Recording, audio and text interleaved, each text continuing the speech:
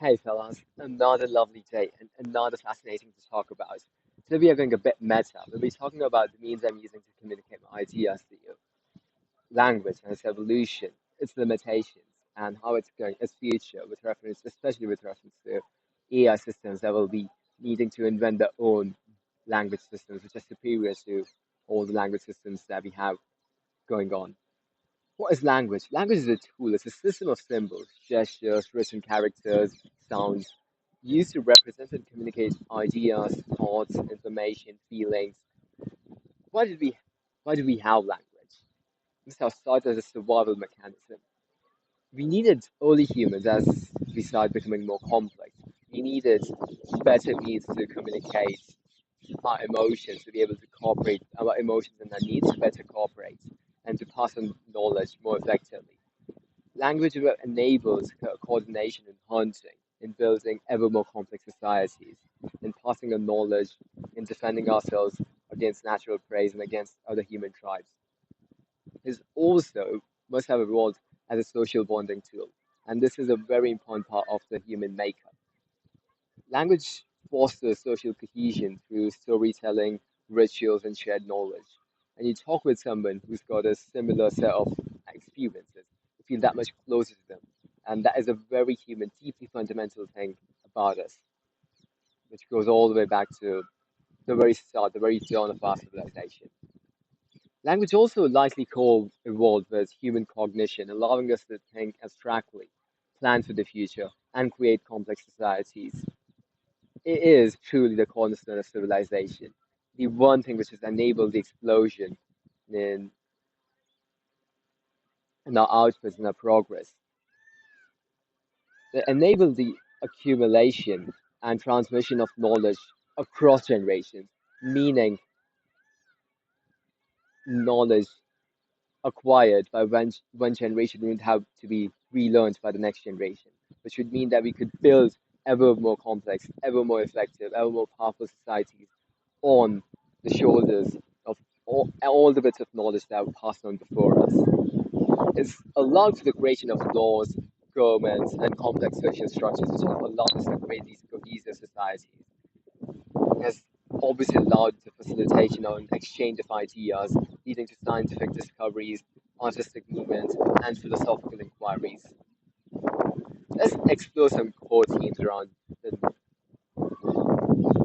notion of knowledge. Language. The paradox of language is that it is a double-edged sword.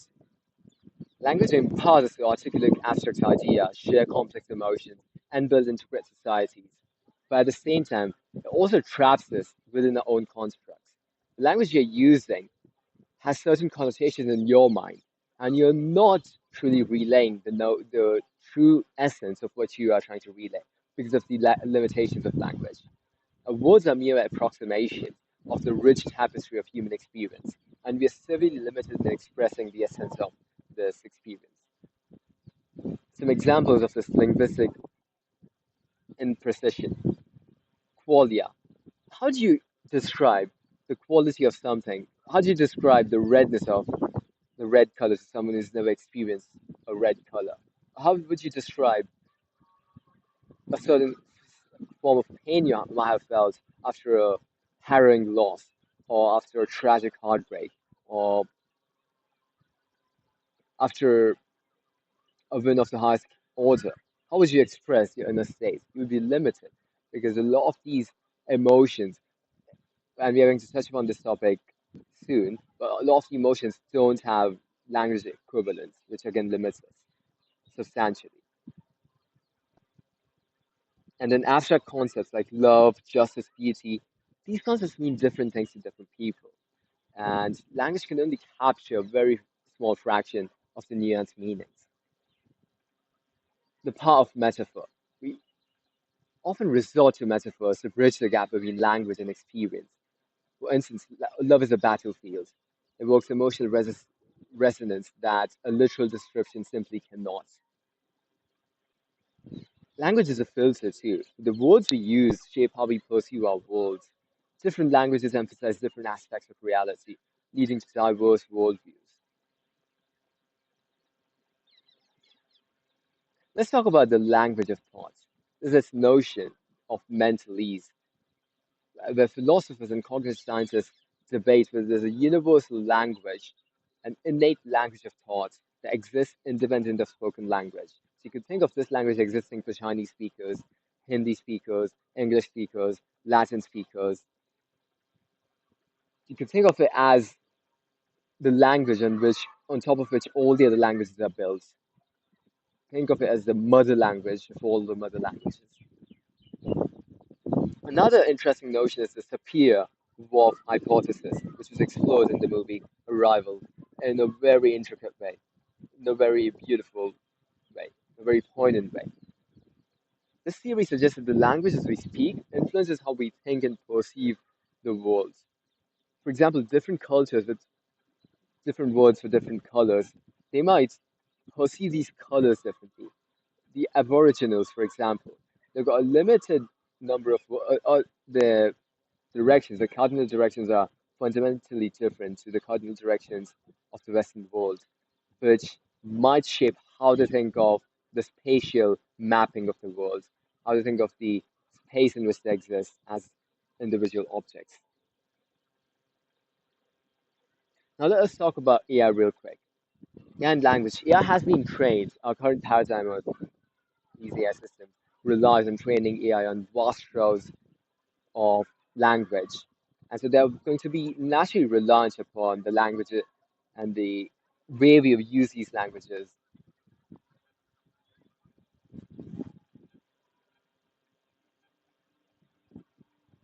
The question is that how would the language of communication between different AI systems, as these AI systems become more and more embedded within uh, ecosystems, within our worlds, within our lives, how are these systems going to communicate with each other? The whole point of AI systems is ever more optimization in every single domain, even when it comes to language, even when it comes to interacting and interfacing with reality. And language is the way I wouldn't call language the way we interface with reality, though to some degree that is true, but the way we interface with reality and the way we interface with people is limited by language. And so how would AIs grapple with this problem of this limitation of language? Surely they will be inventing new and better methods of communicating, more efficient, more detailed, richer, even new languages, not just new modalities, but new languages themselves.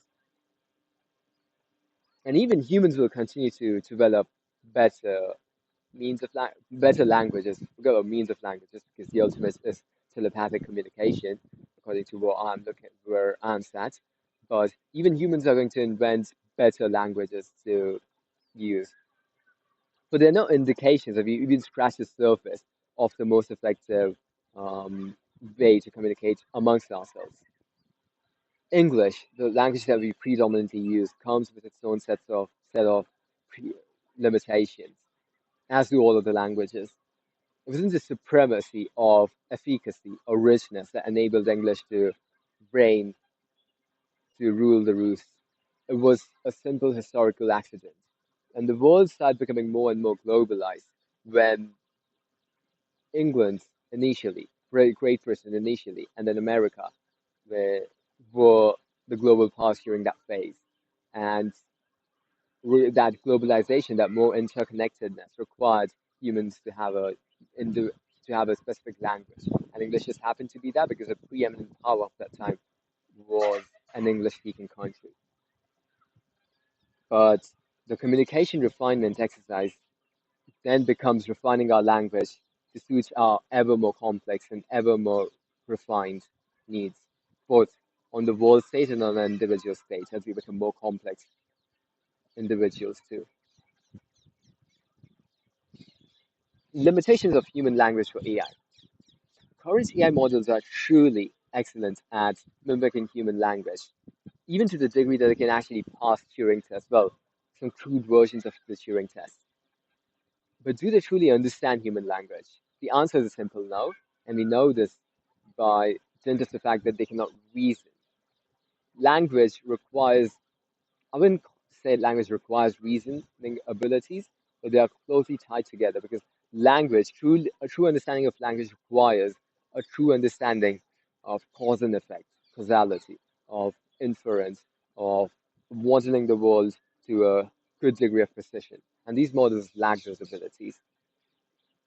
Let's do a thought experiment. One of the most popular thought experiments when it comes to debating whether AIs are conscious or whether AIs can truly understand language is the Chinese room experiment, where you put someone who doesn't speak Chinese in a room, lock them inside, um, and you got a machine, and then someone slips in a piece of paper with instructions, Chinese instructions, and then what this person has access to is a data map, a map of all the instructions, all the Chinese instructions mapped onto English instructions, and they can then translate that back into Chinese. The person who's inside, who doesn't know any Chinese, can answer the query correctly. Does that mean that the person knows the language? They don't. They just have a rule book, a book of patterns. That when you see these patterns, when you see this, you do this. When you see this, it's a very elaborate system, but it does not mean an understanding, a true understanding of language.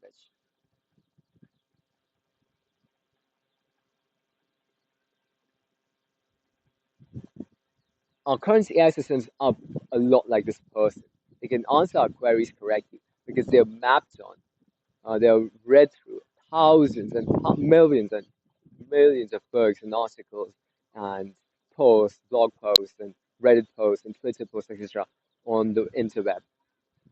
And they have been able to map out the probabilities of the occurrence of these words. For example, if someone was to ask the question that, how do I find um, the North Star? Because people have answered that question a few hundred times on the internet. The AI has been able to build a large, an extremely large model of these probabilities. That if these words are in this arrangement, are relatively close to each other, then the answer is probably this. And that's how it arrives at the answer, and that is how it hallucinates so much. It does not truly understand what the North Star means. It does not understand if you were to ask a question about how do I find my true purpose in life, it would be able to answer the question better than most humans' words because it's using human wisdom, which has been distilled on the internet, but it would not understand what human values truly are. And that should be pretty obvious to everyone. Some of the implications of this thought experiment are that it challenges the notion that intelligence is simply the ability to manipulate symbols. It highlights a distinction between following rules and having genuine understanding. We might have AIs that are so good, and again, with the deep learning paradigm, with the way it's been progressing, we could even have an AGI. I see that being a very unlikely event, but it could still happen. We have an AGI system that could be so good at having internalized these patterns, we could have a really deep understanding of this, and yet it would fall short of understanding, true modeling. This also gets into the big question of consciousness. Some philosophers argue that this Chinese room experiment underscores the importance of consciousness for understanding. Do we need to have consciousness to have understanding? That is a question for another time. My take is yes, because having a subjective experience needs someone to experience that. I need someone to then understand what those subjective experiences mean. Conscious being experiences and interprets meaning, while a machine simply processes symbols with ever more complexity, with ever more efficiency and efficacy. Another related topic is the notion of explainable AI or XAI. This is a quest for transparency. As these ever more complex AI systems become more and more embedded and entrenched in our lives and our worlds, the need for transparency and the need for interpretability becomes ever more paramount. This is where XAI comes in, where these systems are systems that can provide clear explanations for why they're doing the things they're doing, why they are following the paths that they've followed, um, why they offer insights into the factors that influence their decision making, including the data used, the algorithms employed, if they've got multiple algorithms, um, and any potential biases that might have gone into decision making. Ensure fairness and accountability because we can identify and mitigate biases in AI systems, ensuring that they are fair and accountable for all the decision making. Why is this supremely important? Why is this something where a lot of human brain power is being poured into? Because these are high stakes decisions. The decisions that you want these AI systems to make are very high stakes decisions. We'll be sending them beyond the horizon, across the horizon to other planets. We'll be allowing them to take control of our electricity grid, of systems that need better optimization, like our traffic systems. We're handing over the reins of a lot of our systems to these AI systems simply because of the promise of greater efficiency and greater profit. And so we need to understand at a very fundamental level that we can trust them. User acceptance. Again, if people understand why the AI agent, the personal AI companion or agent suggested A, B, C, or X, Y, Z, they want to know why does it suggest that.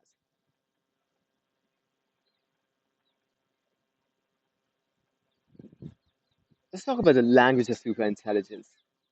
But superintelligence arises.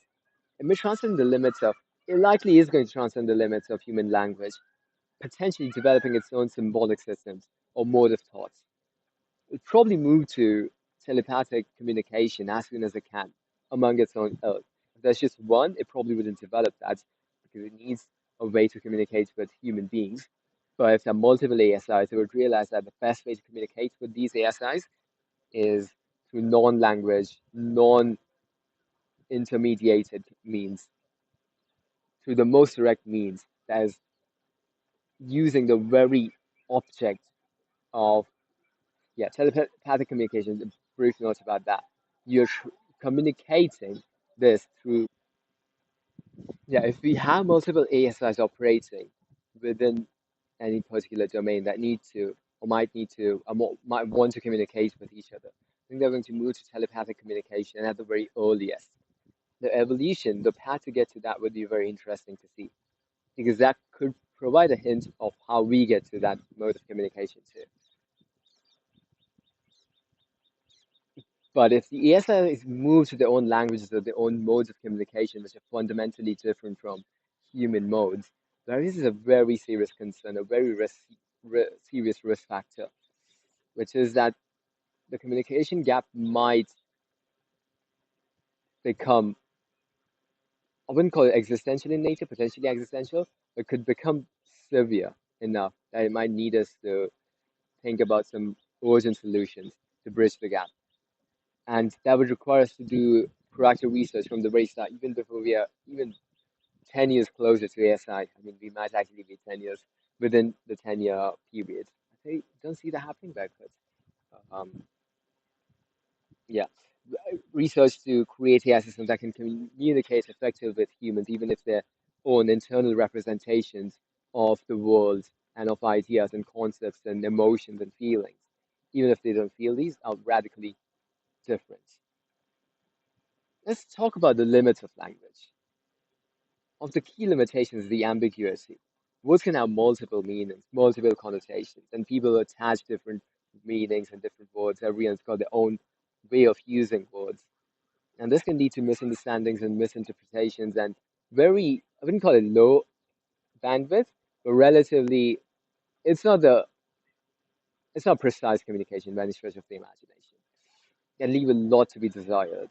You might say something, and we notice this with phone calls that we have, especially if you write an email to someone, it's very easy to misinterpret it. Or if you talk on the phone, you're providing a bit more information through your verbal tones, but you're still leaving a lot on the table in terms of what you want to relay. The best communication obviously happens face to face, but that still has limitations because they can't see what's happening inside you, right? It's all about getting the whole picture. Now, you might know in certain cases you might not want them to have the whole picture, but that's a separate instance. In this case, the reason email communication is the worst is that you're giving just a very, you have, the information transfer is happening on a very limited dimension. With phone communication, there's another dimension, the voice dimension. Then with Me Zoom meeting, there's another dimension where you've got video incorporated with real life, face to face, close communication, like you and me right now. Now we are able to see and pick up on the most micro of the micro expressions, able to pick up on subtleties in the voice tone and able to pick things that Zoom just wouldn't allow. Right, so that's another dimension. The ultimate dimension would be telepathy, being able to get the whole picture. Another big one is cultural bias. Big limitation is cultural bias, where language reflects cultural values and norms, which can create barriers to understanding across cultures. Certain cultures use certain words, certain ideas in a certain way that might not just that might not just jive with another culture, and that can create kind of a gap. Emotion versus logic. Language can be used to manipulate emotions and obscure logical reason. Really good debaters, well, I wouldn't call them really good from this one sense. And another sense, people who are really good at persuasion, negotiation, they're really good at handling language because they understand the limitations of language. And they understand how to bridge the gap between the limitations and the actuality, the real world uses of language. And then the conceptual gaps. There are certain ideas, there are many concepts, billions of concepts. Emotions, for example. Emotions happen, exist on a spectrum, right? Now, then we also in those circles. For example, we've got anger on one side. Well, there's the simplest one where we've got joy, or rather love, on one side, and then fear, and all the emotions can be placed on this wheel or this circle. And then we've got more and more complex versions of this, but we don't have names for the intermediate emotions. We don't have names for combinations of emotions, and that puts a severe limitation. The severe limitation of limits of vocabulary of language, especially of the subjective, personal, emotive realm, which is where most of the human experience happens and resides. This puts a severe limitation on the things that we can communicate to the people in our lives. You might want to express your love a certain way. If you're limited to expressing your love by just saying "I love you" to your friends or your partner, then they might get the gist of it, but it's not going to be enough. Okay, we're going coming up close to the end of it. For example, German words. German language has a lot of words for emotions, set of emotions, emotions coming together, or sense of context coming together with emotions that English language simply does not have. And you can use other languages examples too, but let's just stick to this. Does that mean that an English woman would feel that emotion to a lesser degree than a German would? Or does that mean, does the fact that Germans had to invent a word for an emotion that no other language has invented a word for, what does that say? When that emotion might have been more universal. If it was more universal, it should have arose in other cultures, right? There is some interesting questions. And then we got the severely limited nature of,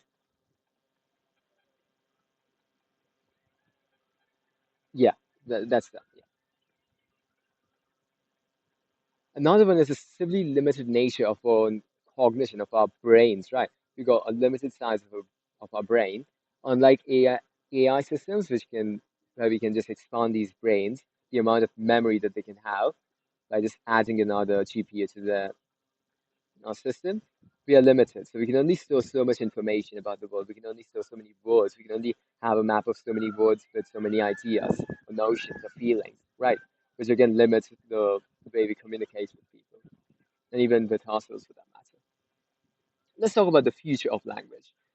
Language has evolved for the longest time. It continues to evolve. It will continue to evolve. The rate of evolution will continue to increase, influenced by technology, cultural shifts, and contact with other languages, and maybe with AI languages too. I think it's very likely that we will. The ultimate is telepathic language. It just seems to have the highest bandwidth. Well, the highest bandwidth is relaying what you have in your brain, right? If we had a brain, let's say that's okay. Computers are the best example of this. You can the, the file that you have in your computer.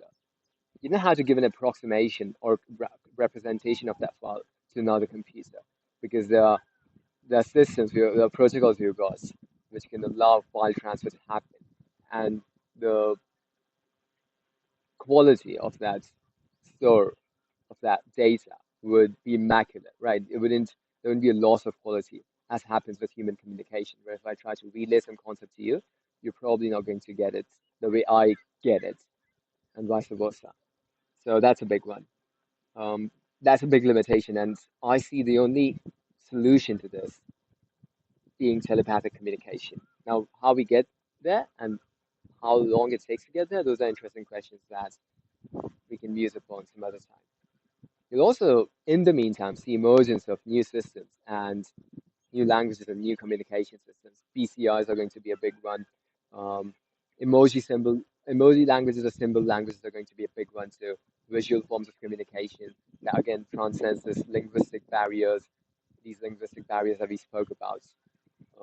Brain-computer interface that probably allows us to bridge the gap between our what's in the mind and what we want to express to a larger degree than with any other technology. And again, language is a technology too that we've got going. Direct thought-to-thought communication. If we got BCIs, I think that could probably lead to tel telepathy or telepathic communication. BCI is still an interface, it's in the words. Um, so there's still an encoding of your thoughts into an electrical signal, and there might be a loss of information there. So we'll have to figure out a way to solve that problem, and then it has to be decoded on the receiver's end, and then it has to be translated there. Well, just decoded, because it has to be translated. Oh yeah, so that might still be a limitation. The point that we want to do is to remove the interface, right? That's the ultimate goal in certain cases. And then AI models will become increasingly adept at generating languages and communicating, bridging the gap further between what is a human and what is an artificial system, well, cognitively speaking. Yeah, the most effective form of communication would be context.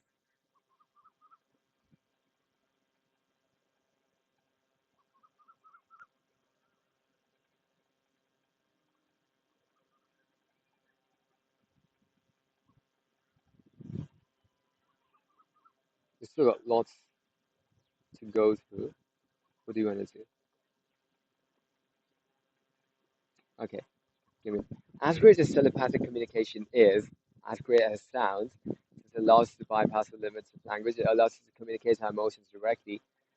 Humans, being the flawed creatures we are, we probably don't want to do that in our current stage of evolution. We are not ready for a lot of things, right? We are not yet ready for maybe UBI. We'll have to evolve to a better place, to better beings, better individuals, a better society, to be, I don't want to call this worthy of something, but to be ready for some of the changes, inevitable changes which are going to happen in an ASI world. I think telepathic communication is just one of those, where sure allows us to directly communicate our emotions, but do you want to communicate some of the emotions you might feel towards someone that you love deeply when you are angry with them? Think about the hurt that might cause, because think about when you're negotiating. Again, even human systems, we might not even have negotiation in the future, not have things of that nature.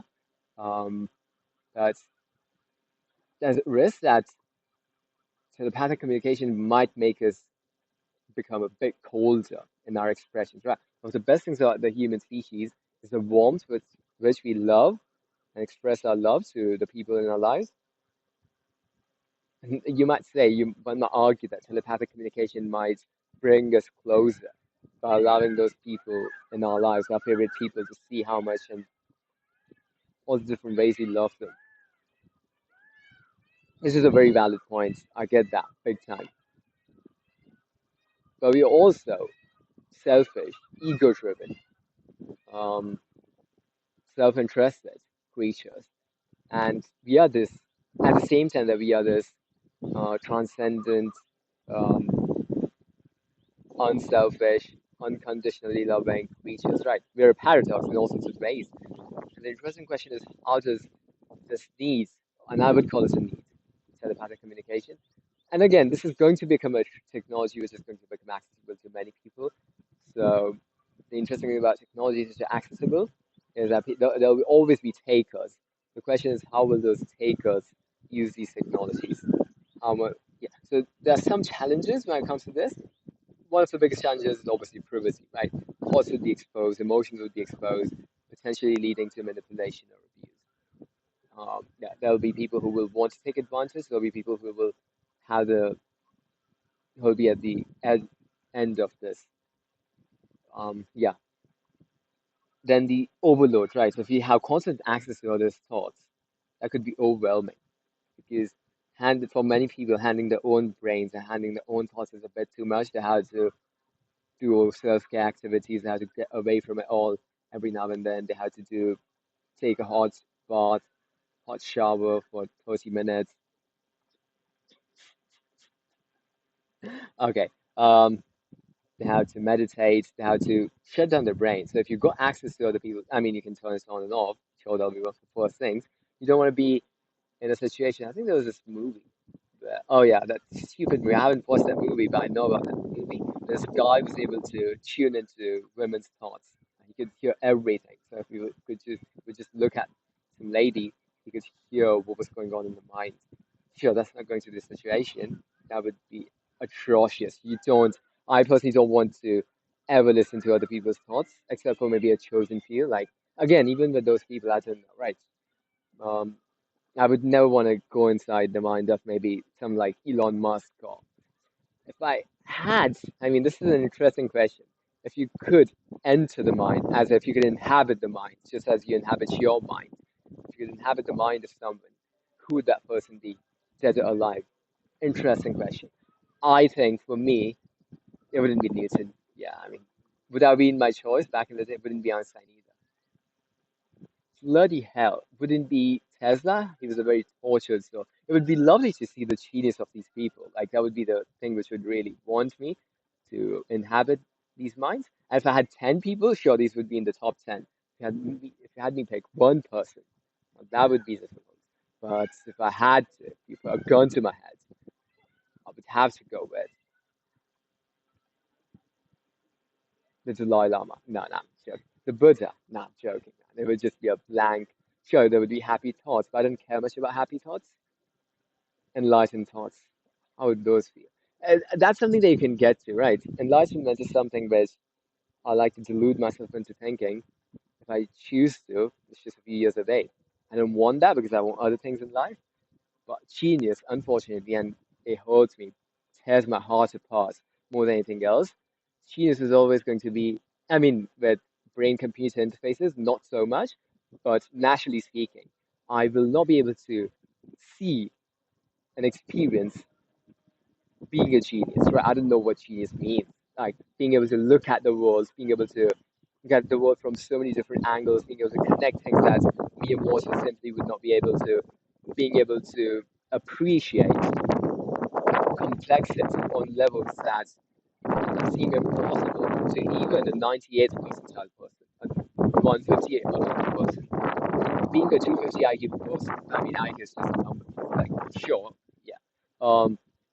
Being able to knowing so much about the world, you can appreciate things on levels. For example, I was thinking about this particular thing, is exploring it. I was thinking in my own mind, I was like, okay, there are three types of this thing. And then I read an article, well, there are far more types of this thing than three types. And so the next time I would encounter that thing in the wild, it's not a physical thing, it's more of a subjective, emotional thing. But next time I would encounter this in the wild, I would, with more limitations of cognition, I would have been like, okay, how do I process? What's the framework? What's the mental model? Mine would have been very limited.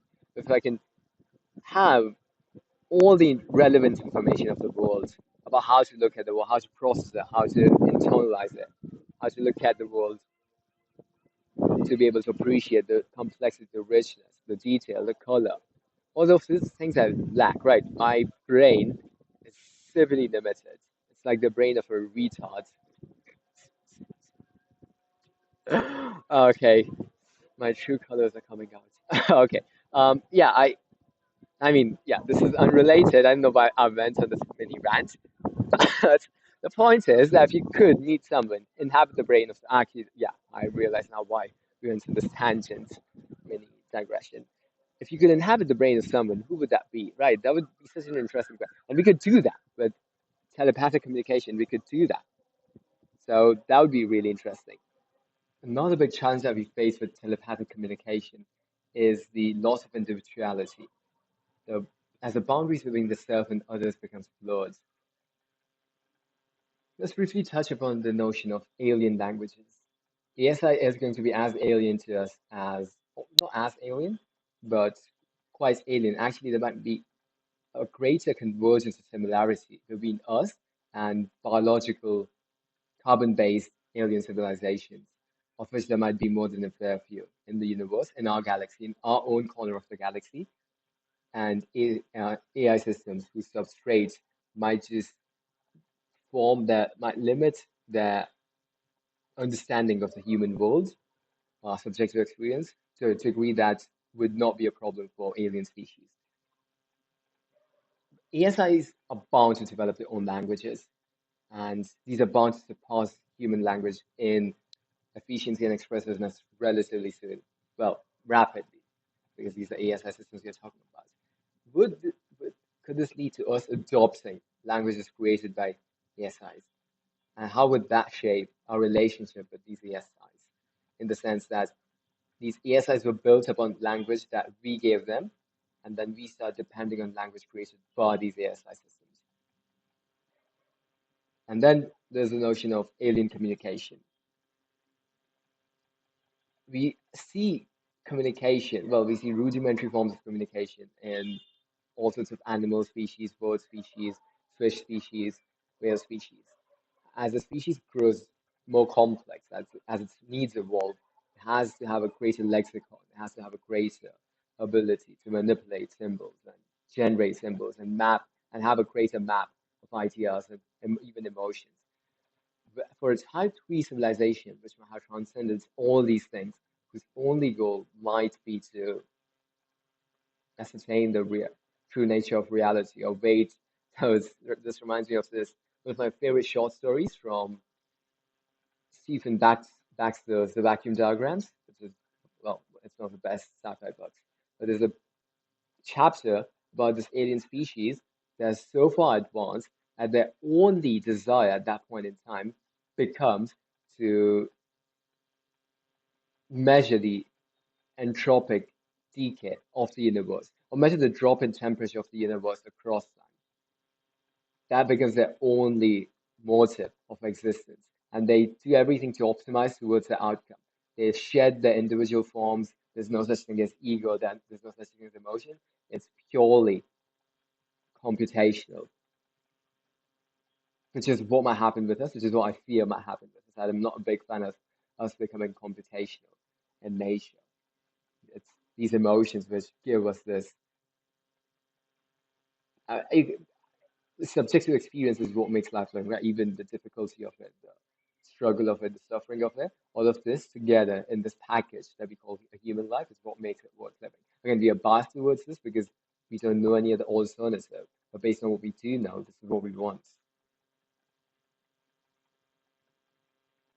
And so these type 3 or even type 4 civilizations, they might use quantum entanglement even for communicating amongst themselves, so instant communication, even if they are thousands of miles away or billions of miles away for that matter. And then neutrino beams to encode information that they could transmit through other subatomic particles to, and various other mechanisms that we can not even speculate intelligently about. They could be reliant upon purely thought-based EM waves-based communication to no verbal, language-less communication. They might lack emotion and they might lack empathy. This is the question: do they, if they do come into contact with us, because that's more likely rather than us coming into contact with them, um, because they are far more superior, so they're presumably traveling a lot more. They are more explorative and they've got more resources to explore and faster, more effectively. If they lack their computation, purely computational in nature, they'll shed all their subjective experience, their conscious experience, um, modality, paradigm. How does that change the dynamic with the species that they come into contact with? That's a very fascinating question to ponder upon. So let's touch upon the role of emotion in language. For humans, emotion is an intractable part, a deeply fundamental part, the most fundamental part of being human. And our emotions have shaped our language, the way we build out our communication modality. How would a language be formed by non-feeling beings, be it an AI or be it an alien species? Language is a powerful tool to express emotions and how we internalize our expressions and our emotions. So also, emotions also influence how we understand our experiences and how we respond to experiences of other people. Can we imagine thoughts without language? Purely abstract. We can, right? When we dream, for some people, they might be dreaming in regions where there is no verbal activity. And again, the people whose brain centers, verbal brain centers have been damaged or destroyed beyond function, they still are able to think, quote unquote, in ways that would be very different to how you and me think. But even I can think in terms of, for example, if I'm thinking of a mathematical theorem, I'm just thinking, well, I am not, but if I was, I would just be thinking in terms of the abstract ideas, the space, the or physics for that matter, where I have operated purely in the realm of abstract thoughts without language, without the intermediacy or the need for language. But language would almost, not almost, but it would act as a dampener, act as a hurdle, as a limiter, rate limiter. Animals clearly communicate and think without language. Well, we don't know, right? We can only guess. But this, if this is true, it demonstrates that language is not necessary. Well, again, we've seen that in humans, so we don't need to use the animal example, but animals are still a pretty good ground to understand the origins of language and the evolution. But we are just far past those levels, and now we are operating in a level where language has become a deeply embedded part of our lives and our worlds. Let me touch upon the idea, the notion of an ASI without intelligence. An ASI devoid of emotion could be more logical and objective in its decision making, and that would lead to rapid advancements in science, technological progress, our explosion across the cosmos. But this would also mean that it would lack empathy, it would lack moral compass, it would lack an understanding of the subjective experience of why we do the things we do, why we even doing the quote unquote negative things that we do, like destroying the planet or hurting our fellow people. And I want to end with one of my absolute favorite quotes by Ludwig. This is by Ludwig Wittgenstein. The limits of my language are the limits of my world. This resonates also deeply with me. I recognize this truth to be a rate limiter in my own understanding of the world because of the way I have evolved and well, the way humans have evolved. We use language to understand the world to a large degree. And we do not grapple with its limitations and then explore ways of transcending these limitations, we are going to be limited in proportionally an ever shrinking world because as AIs